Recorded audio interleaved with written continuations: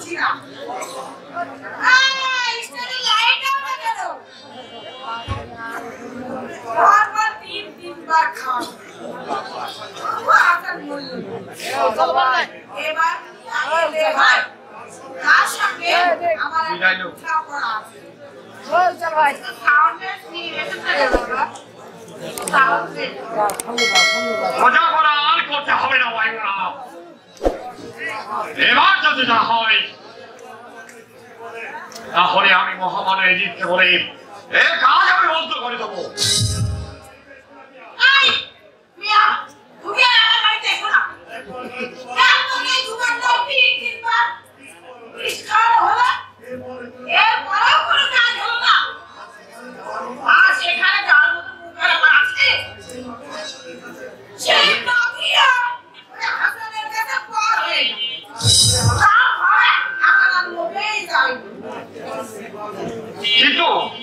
কিন্তু এবার শেষ ভাগ হইল না এবার হিরে উচ্চনি আছে যা পেটে পড়লে মানুষ আর বাঁচে না আরে মিয়া দেখে না হিরো হিরো একবার আল্লাহর নাম করে সব কিছু ঠান্ডা হয়ে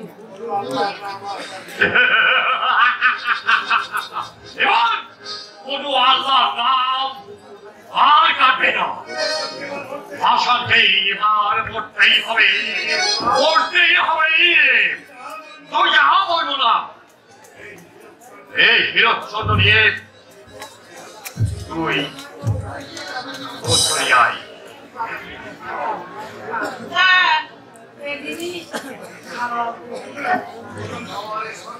কোনো খাবারের সঙ্গে মিশে কিন্তু জায়গাটা আমার কথা শুন না তুই বারবার ভুল করছো এই ভুলের মাসুল কি তুই লাগিটা দেবে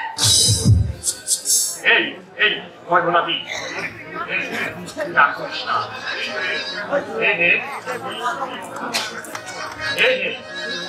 বৃষ্টি মতো যেভাবে মোহর দেখছো না আমি তো দেখছি কোটি হয়ে যাবো আমরা যেভাবে ওরা কিছু দিবা আসানকে খাওয়াতেই হই আর কি করবো ভাই বলো এবার কাজ হতেই হবে তুই যা বলবো না এই রাতে না বাবু না এই রাতে আমি আসান সুস্থ থেকে আজ চাহেদার ঘরে যাবে আর তার মনে ঠিক আছে দাঁড়াও আমি কি যাবো ও আচ্ছা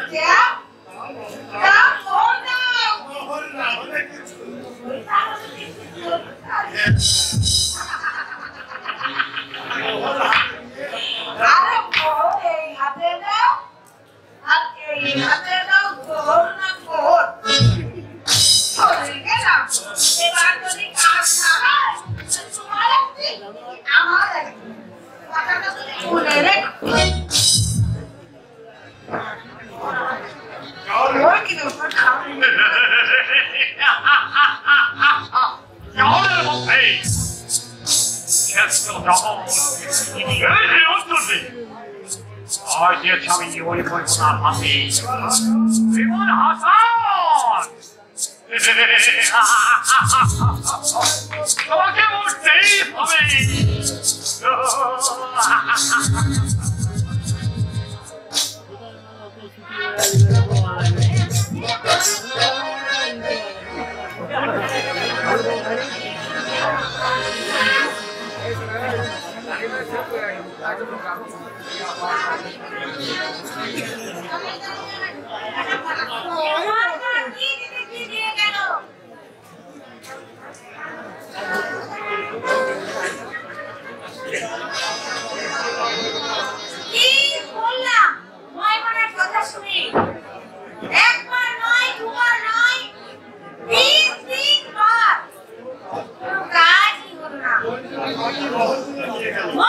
শুধু ফাঁকি দিয়ে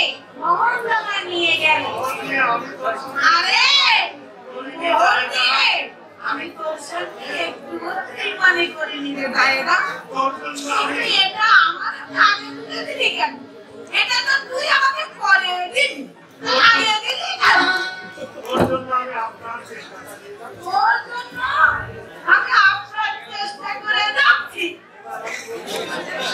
শোন, এবার আমি কি আর কি বলে নিয়ে তোর না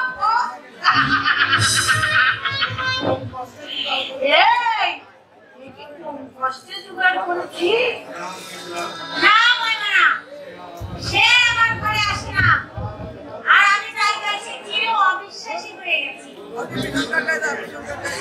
শোন কোন কৌশলে যদি এই জিনিসটা খাওয়াতে পারিস তাহলে আবার তুই তাই কাছে বিশ্বাসী হয়ে যাবি আরে কি করে খাবো ভাই সে তো আমার ঘরে আর আসেই না আমার হাতে কিছু খাই আসবে কারণ কি যুদ্ধে তার জয় হয়েছে উনি থাকতো কিন্তু আমি কি করে খাবো আচ্ছা হাসান কি ওই খেজুর খেতে ভালোবাসে আসো তো আসে তুমি কি খেজুর দিতে আর আমি পুরা করে রেখে এসেছিলাম নিয়ে ও কিছু খেজুরের মধ্যে ওই চূর্ণটা মিশিয়ে এবার একসঙ্গে খাবি মনের ভুলের তাহলে কিন্তু টিকিট কাটবি আচ্ছা এই খেজুরে তুই মিশিয়ে দিয়ে যা কোনটাই মিশাবি এই তোর জহর যে পড়ে গেল তারপর আবার জহরে আর তুই জহর স্টেজের পরে ফেলাই দিচ্ছি আরে জহর তো তোর জন্যই রেখেছি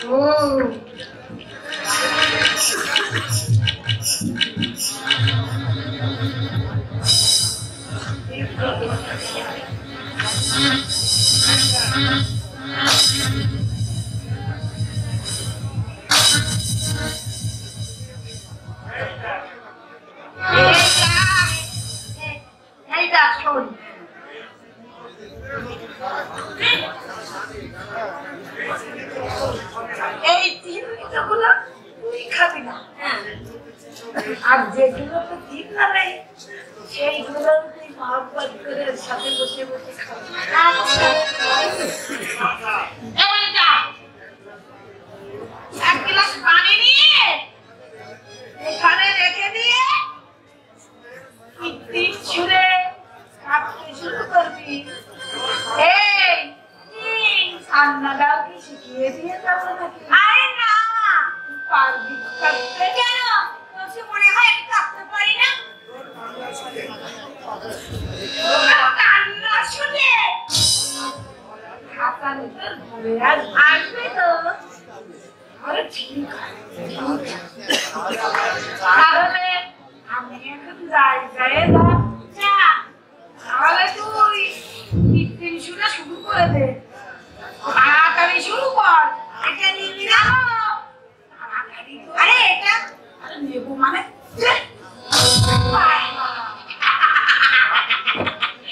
শুধু অসীম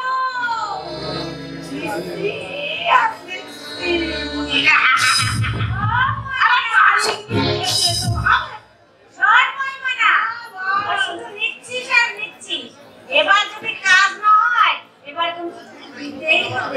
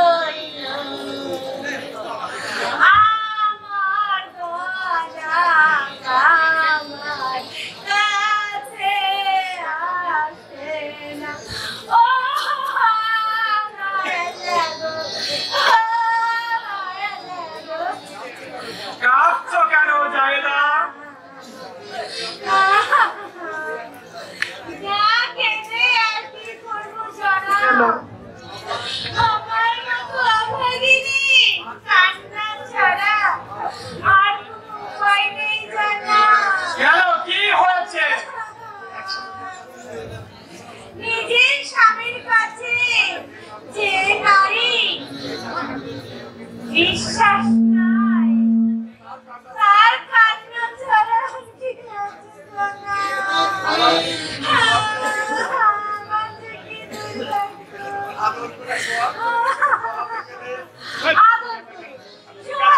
কিছু খাওয়াতে গেলে আপনার পেটে ব্যথা হয়, আপনার বুকে জ্বালা হয়, তাই তো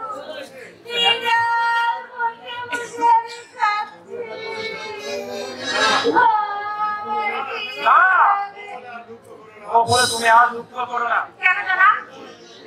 সময়ের পরিপ্রেক্ষিত হয়তো হয়ে গেছে, তাই বলে তো আমি তোমাকে ত্যাগ করিনি। ত্যাগ করিনি, কিন্তু মন থেকে যে আমাকে অনেক দূরে সরিয়ে রেখেছে। না, দূরে সরিয়ে রাখবো কেন?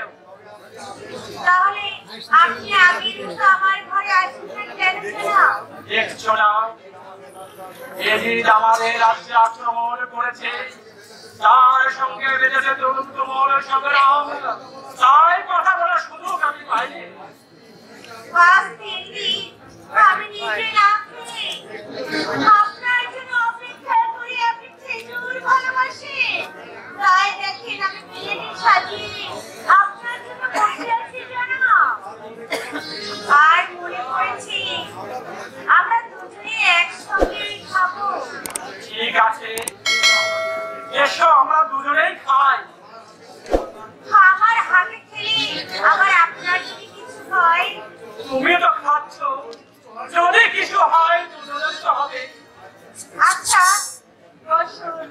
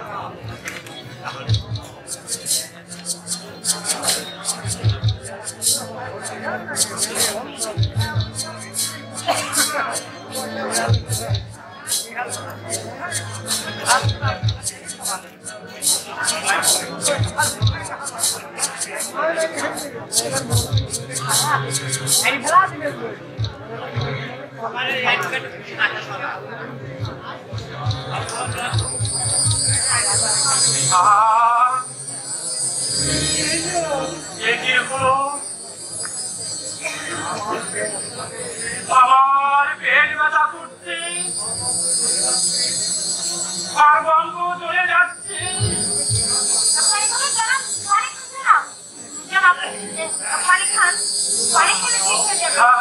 দাও, আমাকে পানি দাও।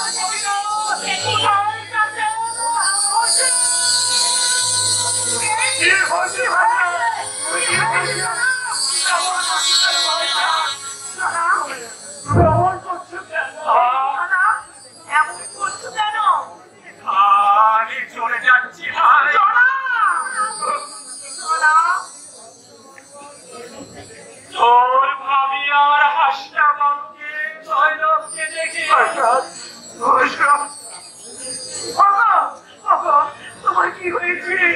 তোমার সর্বঙ্গ নীল হয়ে যাচ্ছে কেন?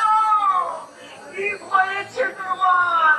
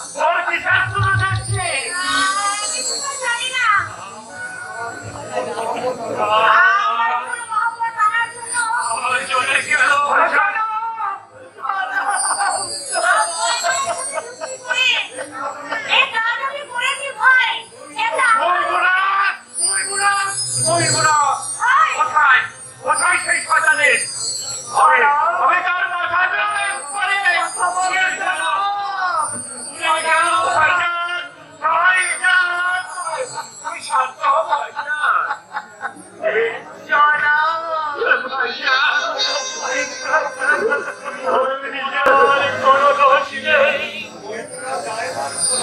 ওই মনে যায় না যখন আমার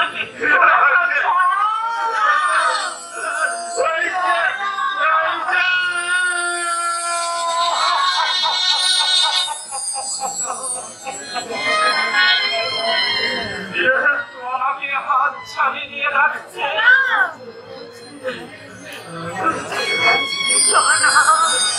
আমি চলে যাচ্ছি ভাই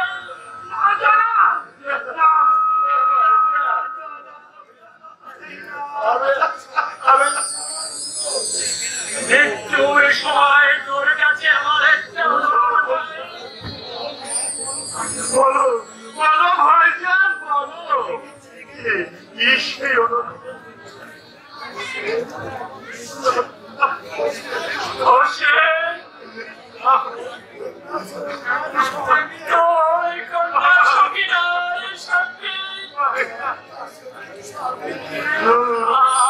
আমার কাছে নেই স্বামী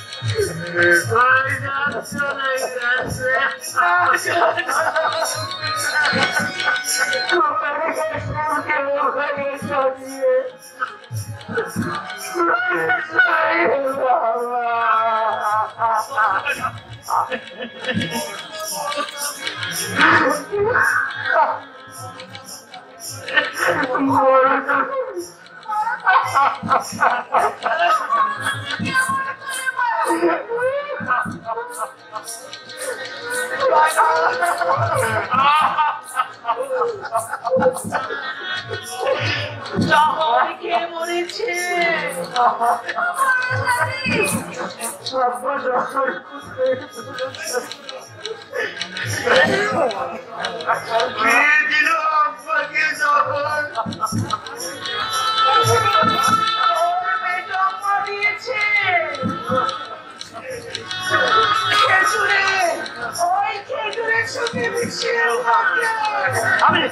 আমি খাওয়াই ওই খেজুর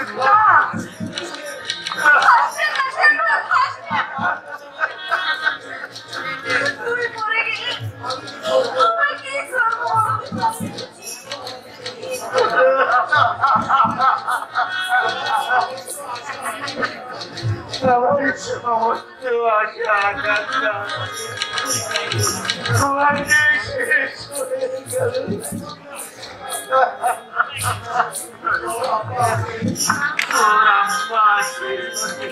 হয়ে গেল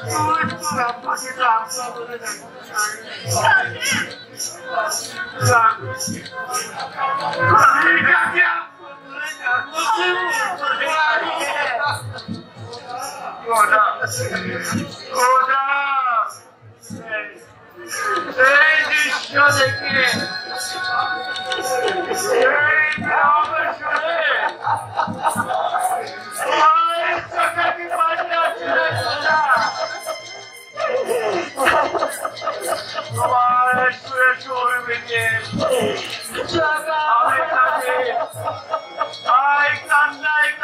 সাগর তোমার এই দিলাম তুমি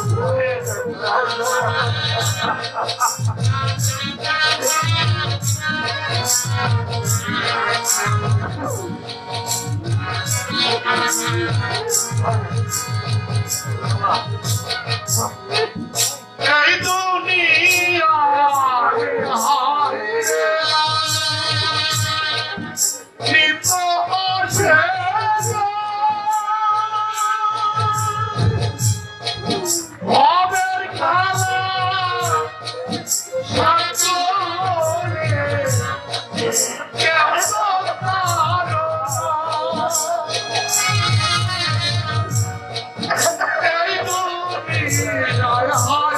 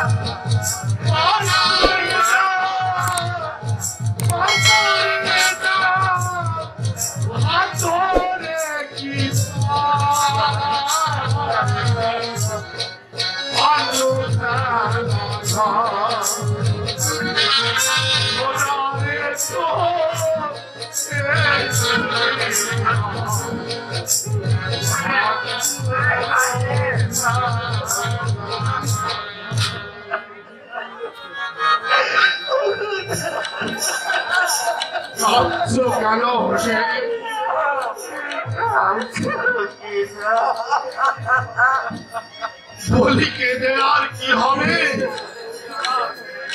বলি এখন যারা আছে এর কথা চিন্তা করো, কত শিগগিরই পারো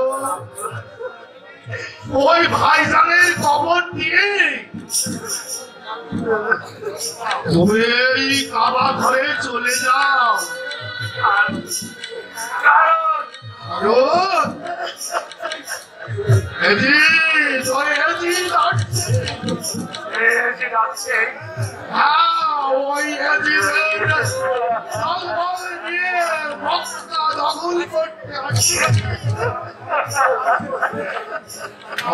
এবং বংশের কাউকে পেয়ে সে আর বেঁচে থাকবে না। তাই বলছি ওই কাবা ঘরের দ্বার বন্ধ করে সবাইকে নিয়ে পড়ে থাকো, সবাই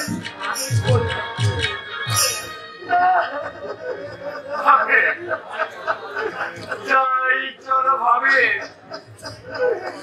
যাই চলো খবর দিয়ে সবাই মিলে কাবা ঘরে দর বন্ধ করে আর ভাইজানের আত্মার সর্বদা কামনা করি।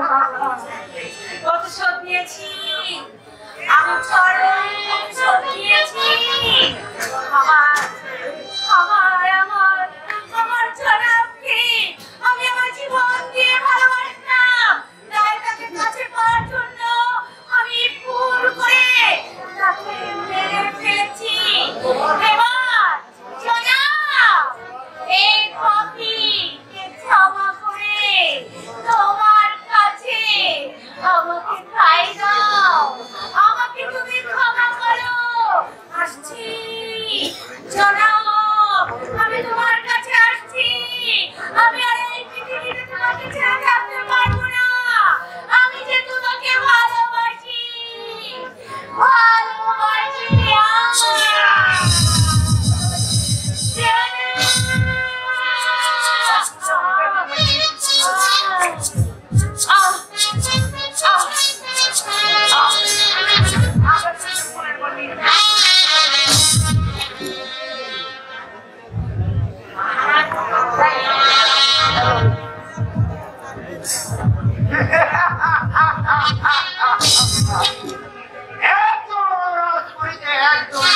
দেখছি না কেন কোথায় সব দেখছি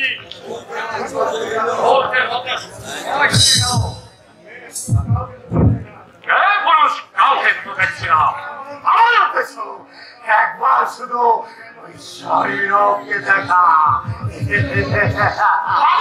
করবেন না দেখুন কোথায় গেল মন্ত্রী সাহেব আমাদের সোনা তো হুকুম দিয়ে দিয়েছেন আমাকে গ্রাম শহরে লঞ্চন করো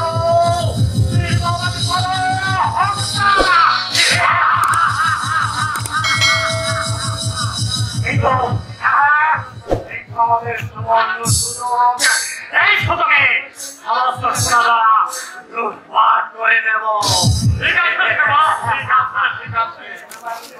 আমি হাজারো হিরো জিজ্ঞাসাটাই আমার চাই না না না না হবে না হবে না হাসানের মৃত্যুতে এই মদিনাবাসীর মেরুদণ্ড একদম ভেঙে চুরমার হয়ে গেছে চলো সব এখানে আর দেরি না করে ভেতরে যাই লুটপাট শুরু করতে হবে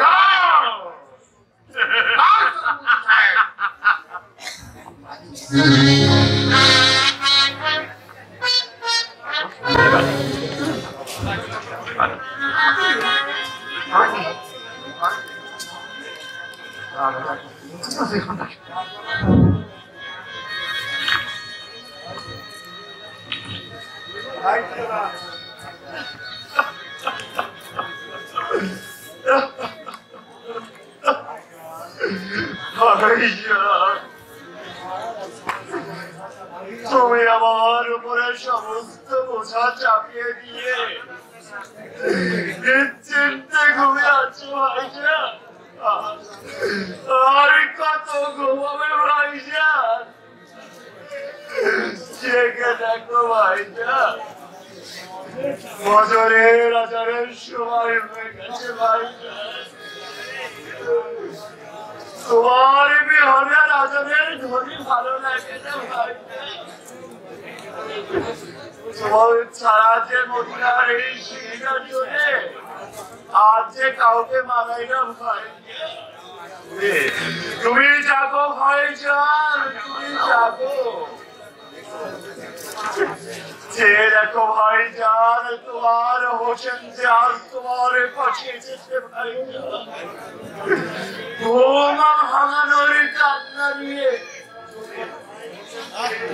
তুমি ছাড়া তোমার ভাই বসে থাকে কে শোনাবে আশার বাণী কে দেবে ভরসা কে বুঝিয়ে বলবে কোরআনের সুমধুর কণ্ঠ ধর্মের উপরে তুমি তুমি ওঠো ভাইজান তুমি জাগো তুমি আর ঘুমিয়ে থেকো না তুমি জাগো ভাইজান তুমি জাগো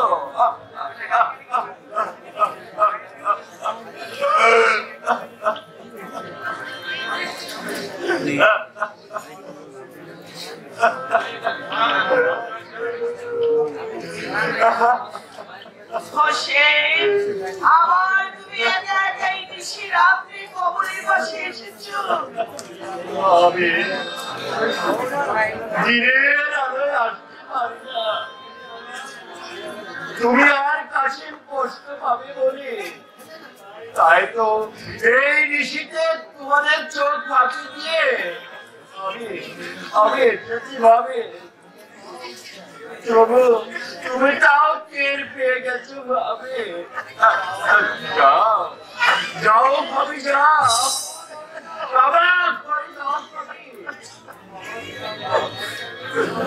আমাকে আমার ভাইজানের সঙ্গে দুটি কথা বলতে চাই পরবার সবাই ভাইজান আমার প্রাণ ভরে কথা বলতে পারিনি তাই তো আমি রাত্রের বেলায় তোমার চোখে ফাঁকি দিয়ে একা একা নিশিতে চলে এসেছি ভাবে ভাইজান যে আমার সঙ্গে অনেক কথা বলতে চাই।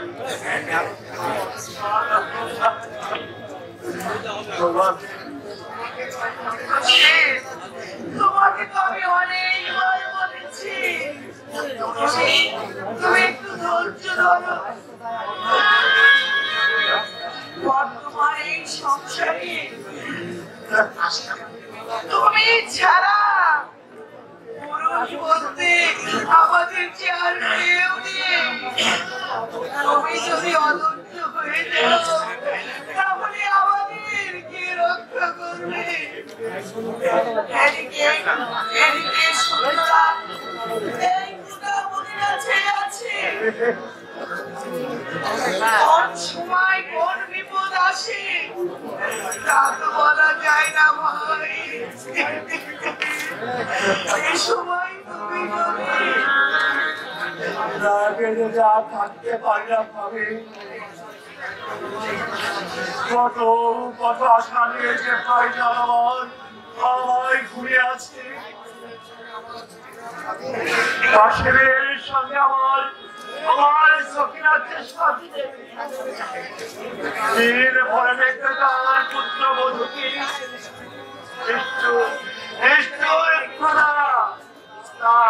তার সেই মনের আশাকে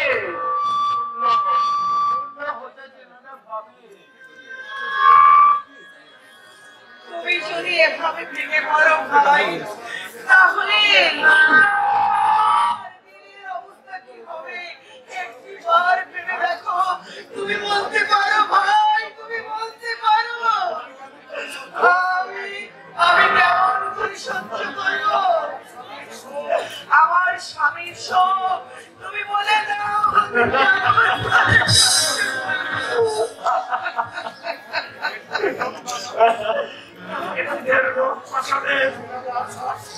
সোনা দানা সব করে নিয়ে গেল।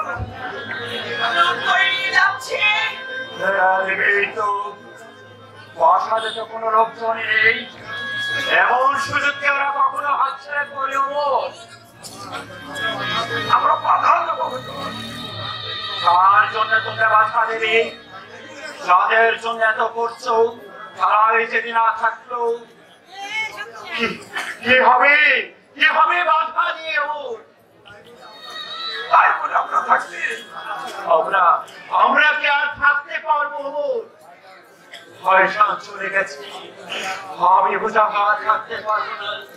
দুদিন পরে মদিনার অস্তিত্ব বিলীন হয়ে যাবে। কি বলছেন আপনি?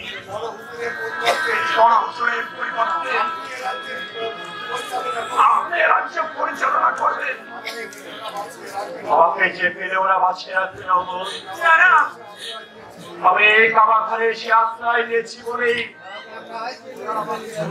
ওরা আমাকে খুঁজে পায়নি।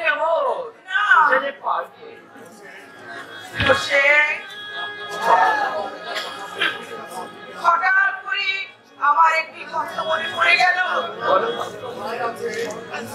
তোমার ওই অন্য ভাই আছে না, তার নাম হানিফা। আমি তোমার ভাইদের মুখে তার নামটা আমি শুনেছি। তিনি নাকি খুব ধর্মপরায়ণ শক্তিশালী রাজা। চলো না আমরা সবাই মিলে সেখানে চলে যাই। তারপর তারই সাহায্যে আমরা পুনরায় যুদ্ধ করব। আমি জানি ভাবে আমরা চলে গেলে সৈন্য থাকবে এই কামাসন ঘর, সৈন্য থাকবে নারু সাহেবের এই পবিত্র রহস্য শরীর।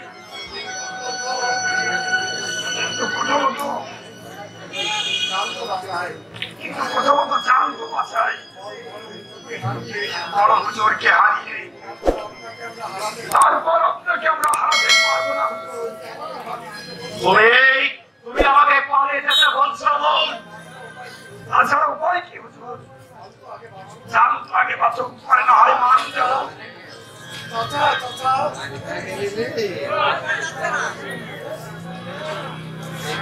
শোনো ভাই, যেভাবেই হোক আমাদের মদিনা ছেড়ে চলে যেতেই হবে। একদিন ঘুরে এসে আমরা আমি ভাইজানকে রেখে আমি চলে যেতে পারি না ভাবে চলে যেতে পারি না।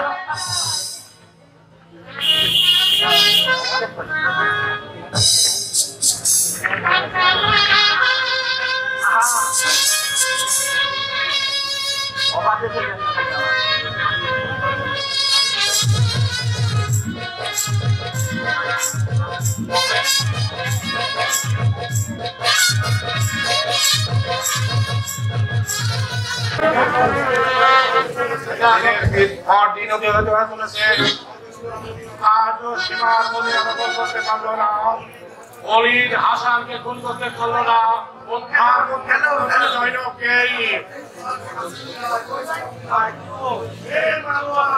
আরে জয়নবকে উদ্ধার করেছিলাম প্রায়, কিন্তু দুর্ভাগ্যবশতে আবার হারিয়ে গেল। হারালো আরে এমন বংশের সবাই মদিনাতে হারিয়ে গেল। কি করে পালালো? কোথায় পালালো? আমার মনে হয় না, আমার মনে হয় হোসেনের বৈমিত্র ভাই আরিবার রাজ্যে পালিয়ে গেছে। সর্বনাশী জয়নব কেউ নিয়ে গেছে। হ্যাঁ জনাব, ইমাম বংশের একজন প্রাণীও মদিনাতে নেই। তোমরা কি সবাই যুদ্ধ শেষে রাত থেকে ঘুমাচ্ছিলে? যুদ্ধ তো এখনো শেষ হয়নি, যুবরাজ, শেষ হয়নি। এখনো যুদ্ধ ছিল। সাথে ইমাম বংশের জয় অবশ্যই ছিল, কিন্তু তার মাঝে আসাদ জহর খেয়ে মারা গেল।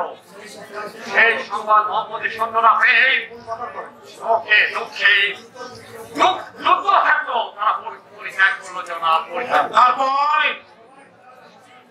তারপর সবাই হাসানকে নিয়ে কান্নাকাটি করতে লাগলো। আমরা সেই কান্নায় করে গেলে, তাই না? আমরা যখন চোখে ওদিকে হাসপাতালের দিকে অগ্রসর হলো। এমন সময় ইমাম বংশ আসাদের মাত্রা যাত্রার কামনার জন্য ইবাদত করছিলেন জনাব। আমরা সাদা বলে রাজপথে প্রবেশ করেছিলাম সেনা, এবং তোকে আমরা কাউকে পাইনি। আমার ঘর আক্রমণ করলে না কেন?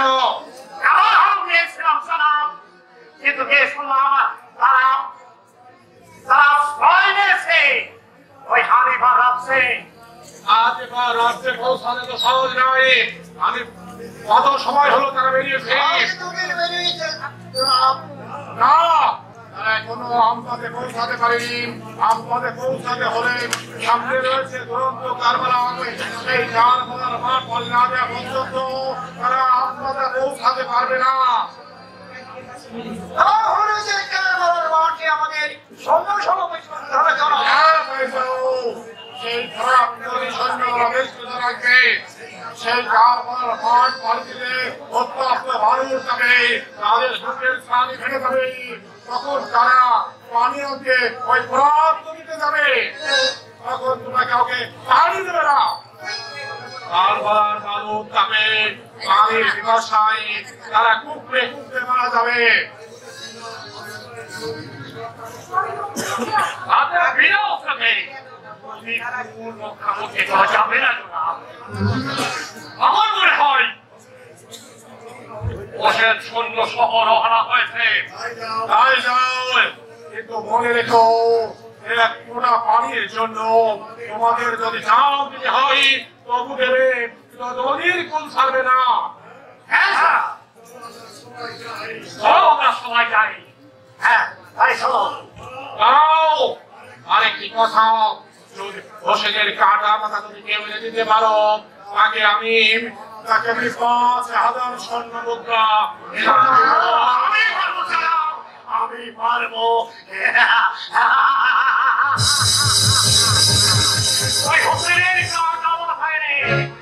আমি আপনাকে উপহার দেব।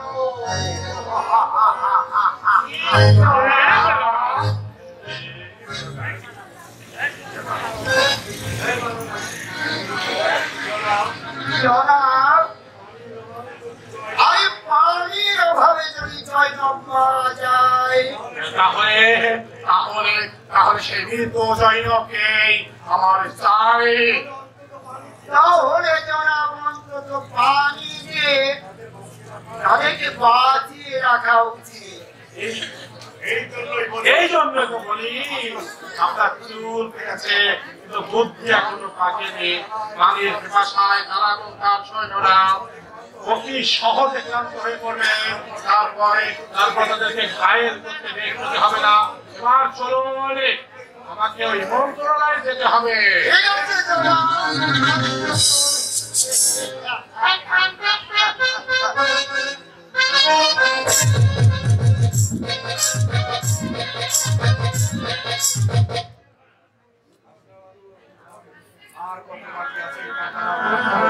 আর কত বাকি আছে এই কারবার মাঠ পাড়ি দিতে? আর কত বাকি আছে এই কারবার মাঠ পাড়ি দিতে? চারিদিকে শুধু ধুধু ধুধু বালি আর বালি, কোথাও পানির রেশ মাত্রা নেই। হাঁটতে হাঁটতে সবাই কণ্ঠে শুকিয়ে কাঠ হয়ে গেছে। আমার কচি বাচ্চাটাকে পানির জন্য হাহাকার করছে, তার কণ্ঠনালী শুকিয়ে গেছে। যাও যাও ভাই, শিগগির একটু পানির ব্যবস্থা করো। পানি কোথায় পাবো ভাবি? যেখানে পাও সেখানে তুমি খুঁজে দেখো, তা না হলে তোমার ওই কচি বাচ্চাটাকে বাঁচানো যাবে না। আর একটা পানি খেতে পাইনি। ওই তো একটা নদী দেখা যাচ্ছে। আমি ওমরকে পাঠিয়ে দিয়ে আর ওমর পানি নিয়ে এনে সবাই পানি খেয়ে অন্তত জীবনটা বাঁচানো যাবে।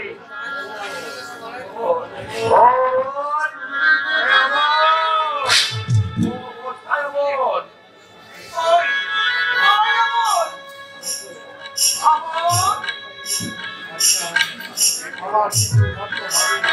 আমার কি দুর্ভাগ্য হবে, তোমাদেরকে নিয়ে প্রাসাদ ছেড়ে চলে যাও। এখানে প্রকৃতির কি নির্মল ইতিহাস। প্রাণীর অভাবে বুঝি তোমাদের সবাইকে আজ হারাতে হবে, হারাতে হবে।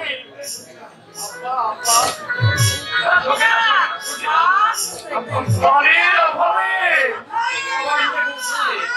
আজকে হারাতে হবে।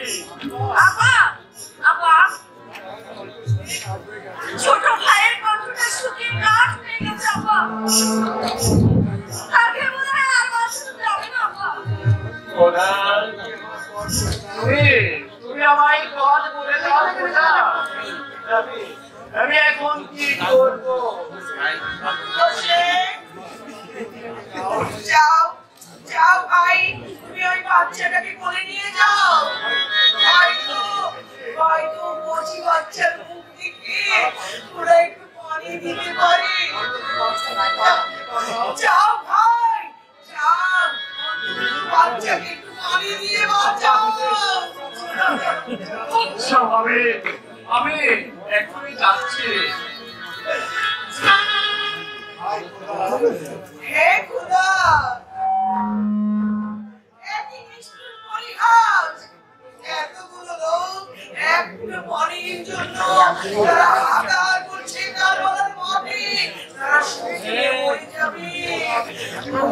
ওই পুরা নদীতে কত পানি, দাও দাও আমাদের ভাগ্যে নেই খোদা, দাও আমাদের ভাগ্যে নেই।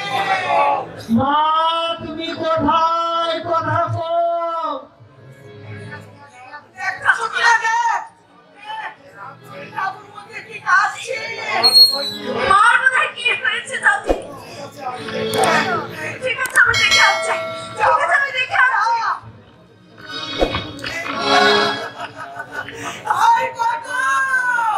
আর কত খোদা, আর কত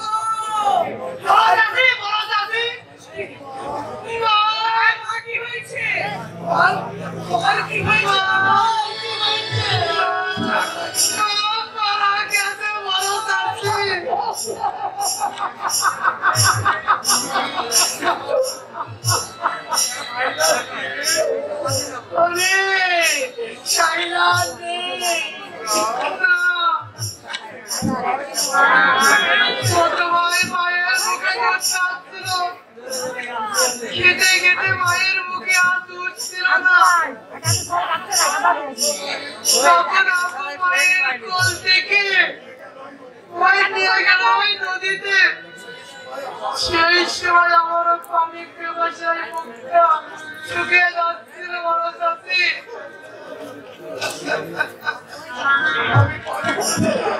আমি পানির জন্য কাঁদতে লাগলাম।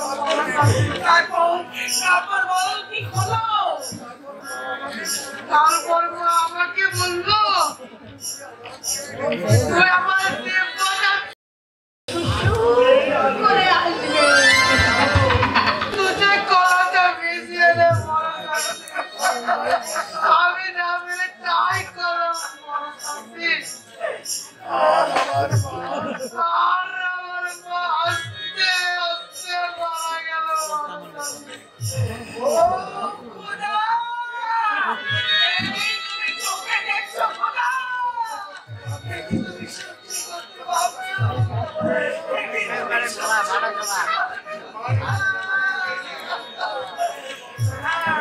মায়ের মুখে দুধ নেই, নিজের বাচ্চাকে বাঁচাবার জন্য মায়ের হলো মৃত্যু।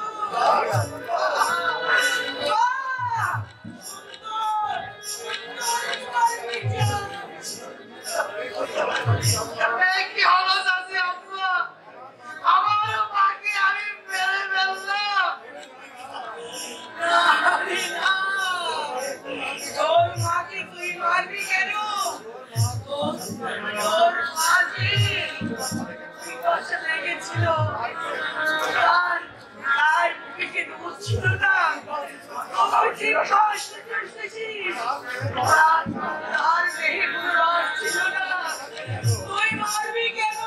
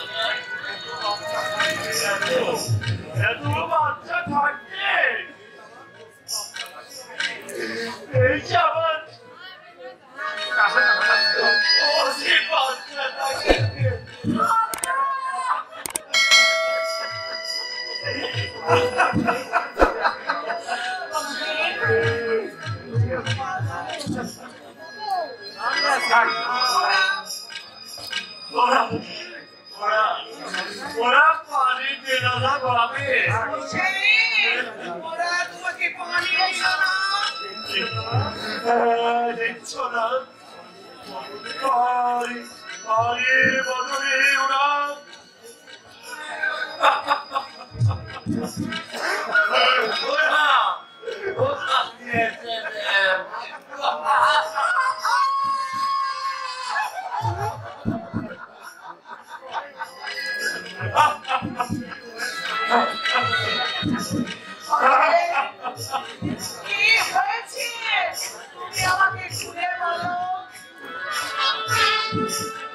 আমি বাচ্চাটাকে কোলে দিয়ে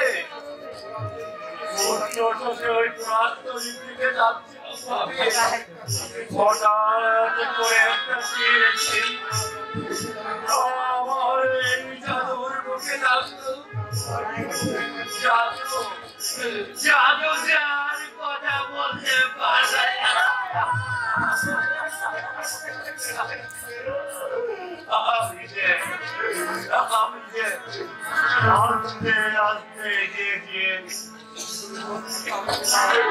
আমি নদীর পাড়ে গেলাম নদীর কোলে আমি যে তাদের কাছে বহুবার পানির জন্য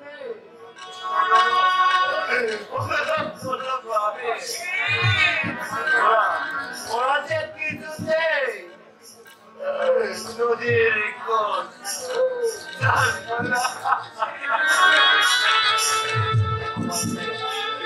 আমাকে যে হত্যা করতে ওরাই গিয়েছে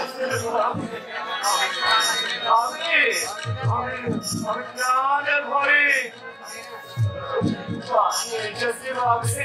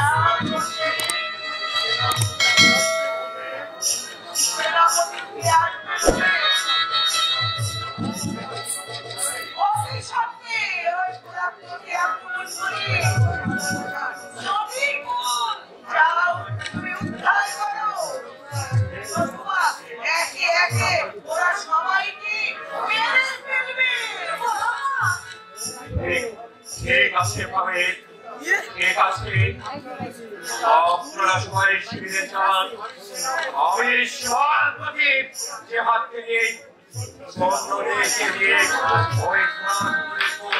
আছি আমি উদ্ধার করবো